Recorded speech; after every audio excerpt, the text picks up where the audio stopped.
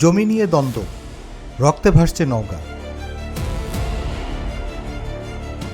একটির পর একটি সংঘর্ষ, হামলা, এমনকি খুন। নিয়ামতপুর সহ আশপাশের এলাকায় জমিজমা সংক্রান্ত বিরোধ এখন রীতিমতো আতঙ্কের নাম। স্থানীয়দের প্রশ্ন, বিচার না হওয়ায় কি সহিংসতা বাড়ছে? নওগাঁর নিয়ামতপুর উপজেলায় জমিজমা নিয়ে বিরোধ যেন থামছেই না, বরং দিন দিন তা আরও ভয়ঙ্কর রূপ নিচ্ছে।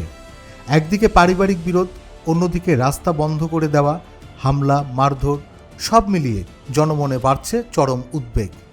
গত 21শে এপ্রিল বাহাদুরপুর ইউনিয়নের বাহাদুরপুর গ্রামে জমি নিয়ে বিরোধের জেরে ঘটে ভয়াবহ হত্যাকাণ্ড। একই পরিবারের 4 জনকে গলা কেটে হত্যা করা হয়। এই নির্মম ঘটনা শুধু নিয়ামতপুর নয়, দেশজুড়েই তীব্র চাঞ্চল্য সৃষ্টি করে।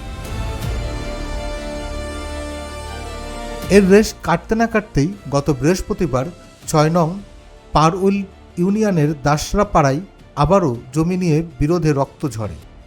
বাবা ও মেয়েকে পিটিয়ে গুরুতর জখম করা হয়। ঘটনার পরপরই নিয়ামতপুর থানা পুলিশ অভিযান চালিয়ে একজনকে গ্রেপ্তার করেছে।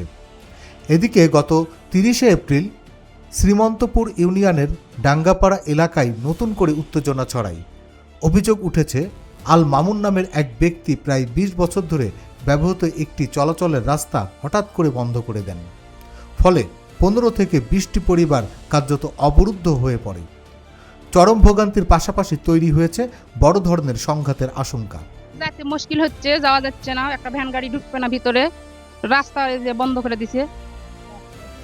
হ্যাঁ, বন্ধ করে দিছে। এই যে পরশু দিনকা ধরে না, যে বৃহস্পতিবারের মতো। হ্যাঁ, এ বিষয়ে অভিযুক্ত আল মামুনের সঙ্গে কথা বলার চেষ্টা করলে তিনি ক্ষিপ্ত প্রতিক্রিয়া দেখান।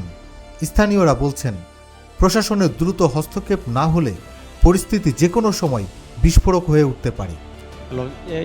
এই রাস্তাতে আমরা আগে চলাচল করতাম, আগে থেকে এই রাস্তাটা হঠাৎ এটা বন্ধ, এই জমিওয়ালা নিজে নিজে ঘিরে যায়।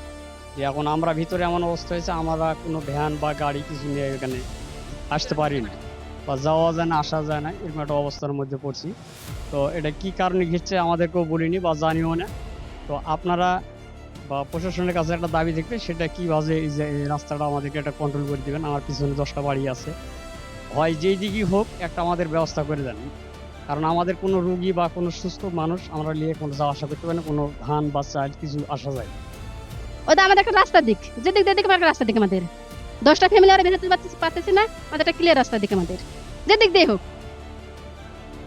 প্রশাসনের আয়তে বলতেছি, প্রশাসন যেন একটা ব্যবস্থা করে দেয়, সুব্যবস্থা, আমাদের রাস্তা ক্লিয়ার একটা করে দেয় প্রশাসন, ভ্যান যাতায়াত। এবং আমাদের কোনো রোগী যদি আমাদের বের হতে চায়, তো বের হতে পারে না এখান থেকে। অন্যদিকে গতরাতে নওগাঁ সদর উপজেলার গুনিগাছা এলাকায় উদ্ধার হয় সনাতন ধর্মাবলম্বী কুমার মণ্ডলের লাশ। জানা গেছে, ভাই পলাশের সঙ্গে 12 বিঘা জমি নিয়ে দীর্ঘদিন ধরে বিরোধ চলছিল। অভিযোগ উঠেছে, সম্পত্তি দখলের উদ্দেশ্যে তাকে বালিশ চাপা দিয়ে হত্যা করা হয়েছে। একটির পর একটি ঘটনা স্পষ্ট করে দিচ্ছে, জমিজমা বিরোধ এখন শুধু পারিবারিক সমস্যা নয়, এটি সামাজিক নিরাপত্তার জন্য বড় হুমকি হয়ে দাঁড়িয়েছে। স্থানীয়দের দাবি, দ্রুত তদন্ত, নিরপেক্ষ বিচার এবং প্রশাসনের কঠোর পদক্ষেপ ছাড়া এই সহিংসতা থামানো সম্ভব নয়, নয়তো জমির বিরোধ আরও বহু পরিবারকে ঠেলে দেবে রক্তাক্ত পরিণতির দিকে।